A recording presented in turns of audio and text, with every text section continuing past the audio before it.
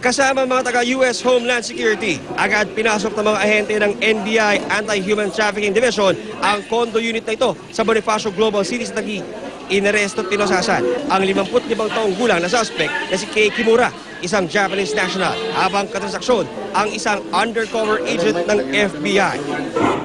You are under arrest by National Bureau of Investigation for human trafficking of minors. No. Apat na minor de edad ang nakita sa loob ng condo unit at mabilis nilabas upang i-rescue.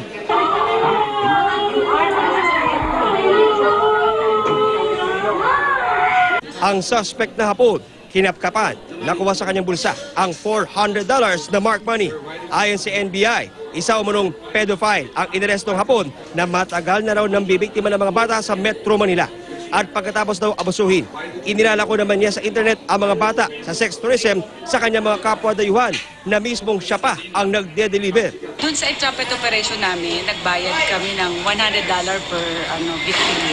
Kasama yun doon sa usapan nila na gagalaw din siya habang yung undercover, parang yun gagamitin din nila yung bata.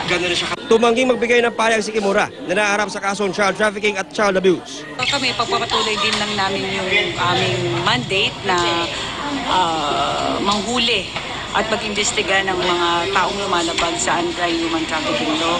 Kagabi, nagpakamatay ang Japanese national habang nasa kustodiya ng NBI. Nagpaalam lang daw ito na magbabanyo pero doon ay nagbigti umano ito. Sinubukan siyang i-revive pero binawin din ang buhay sa PGH. Iniimbestigahan na ngayon ng NBI ang pangyayari.